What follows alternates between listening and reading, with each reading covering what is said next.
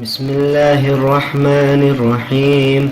ربنا آمنا بما أنزلت واتبعنا الرسول فاكتبنا مع الشاهدين.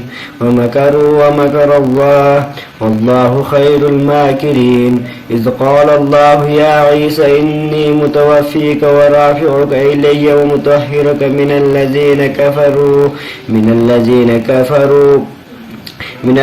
كفروا وجعلوا الذين اتبعوك فوق الذين كفروا إلى يوم القيامة ثم إلي مرجعكم فأحكم بينكم فيما كنتم فيه تختلفون. فأما الذين كفروا فأعذبهم عذابا شديدا في الدنيا والآخرة وما لهم من ناصرين. وأما الذين آمنوا وعملوا الصالحات فيوفيهم أجورهم والله لا يحب الظالمين. ذلك نتلوه عليك من الآيات والذكر الحكيم. إن مثل عيسى عند الله كمثل آدم خلقه من تراب ثم قال له كن فيكون. الحق من ربك فلا تكن من الممترين.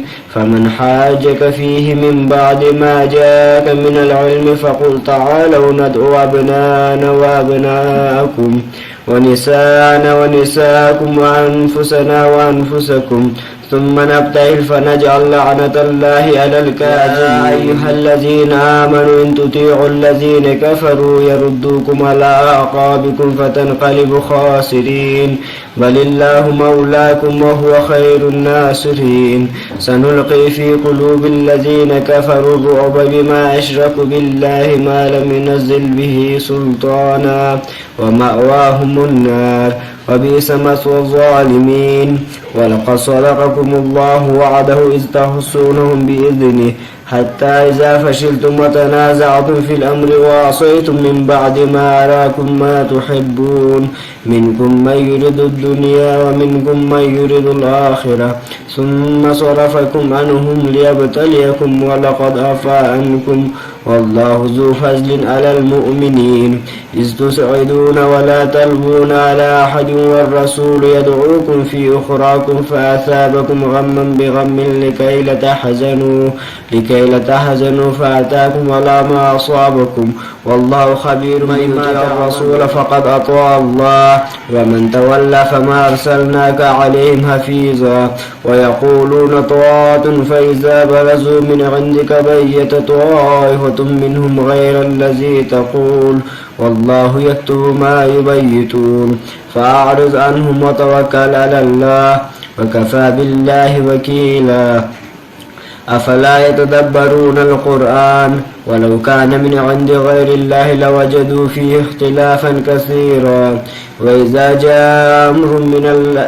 جاءهم أمر من الأمن أو الخوف أذاعوا به ولو ردوه إلى الرسول وإلى الأمر منهم لعلمه الذين يستنبطونه منهم ولولا فضل الله عليكم ورحمته لاتبعتم الشيطان إلا قليلا.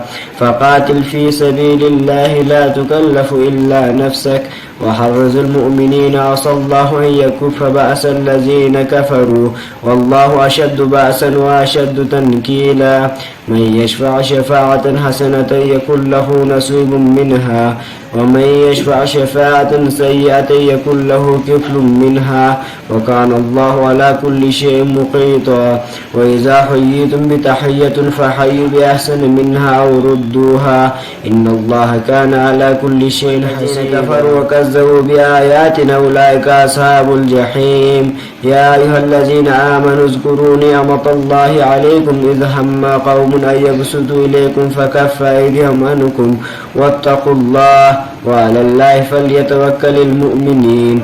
ولقد أخذ الله ميثاق بني إسرائيل وبعثنا منهم 12 نقيبا وقال الله إني معكم لئن أقمتم الصلاة وآتيتم الزكاة وآمنتم برسلي وعزرتموهم وأقرضتم الله قرضا حسنا لأكفرن عنكم سيئاتكم ولأدخلنكم جنات تجري من تحتها الأنهار.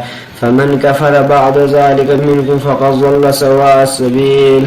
فبما نقضهم فبما نقضهم ميثاقهم لعناهم وجعلنا على قلوبهم قاسية يحرفون الكلم عن مواضعه ونسوا حظا مما ذكروا به ولا تزال تطلع على خائنة منهم إلا قليلا منهم فاعف عنهم واصفح إن الله يحب المحسنين.